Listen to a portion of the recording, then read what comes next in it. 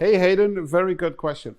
Um, as a composer, you always have to switch up atmospheres, working environments, sometimes where you work. I mean, there's been scenarios where I worked in my studio, another moment I work in my house, and another moment you need to pack up with your gear to go to Sydney because you need to work there with the director, or you need to go to Germany to do this, or you need to go to England to do something else.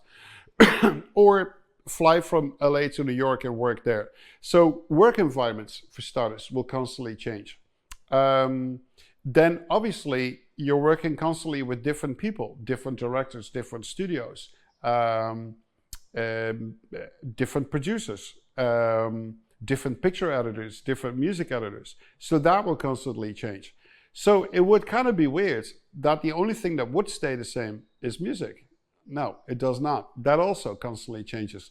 It would always be you, so it always comes from you. So if I work on Sonic the Hedgehog, which is way lighter in color and way more gearing towards the orchestra, then let's say, for instance, Justice League, which is very dark and massive production and massive instrumentation, but it still comes from me because I have that lighter side. I do have that kid inside me still.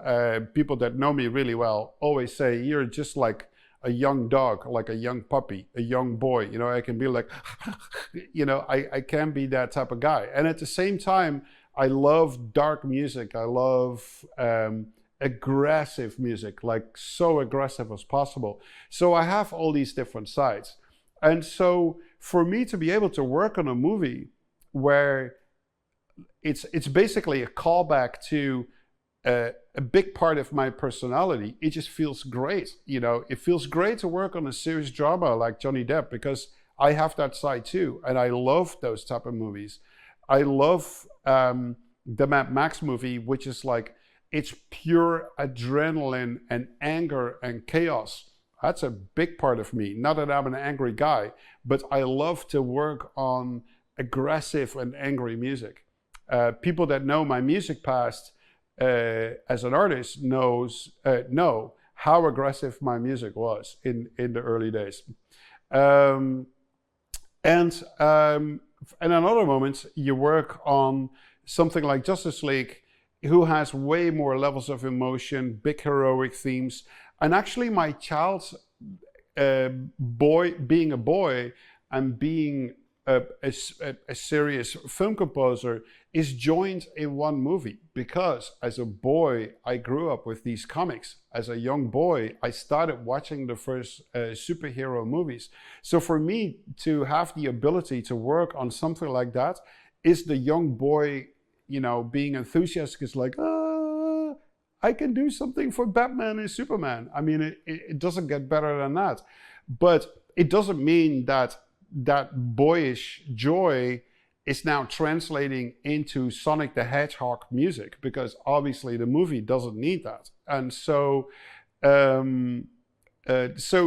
there's various different reasons why film scores turn out the way that they are, but you always would be working on various different things at the same time, and they're just appealing to another side of your personality, just like a normal day.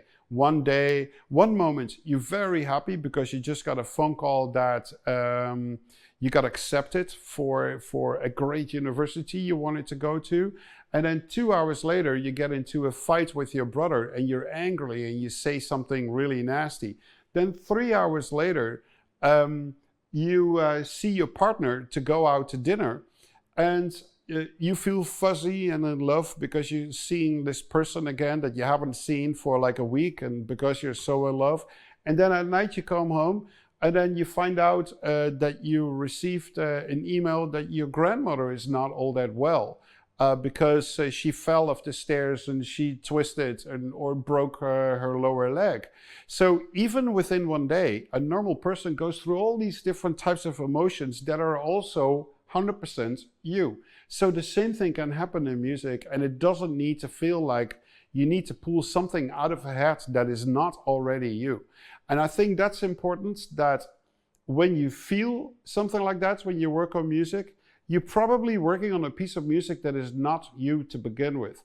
And that is a very fundamental question in music, is that I think you should never potentially work on something for a final product that you feel is not you, that you feel is that's somebody else. If somebody asks you, can you do something like The Social Network? And you would say, oh, but I don't even know how that works. Well, just rip it off.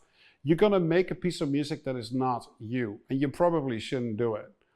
And so I'm not saying that the music that is you is only one style. It could be 15 or 20 styles. But if it is one of those 15 styles, it would always feel natural that you're doing it because it's a part of you. I hope that answers your question.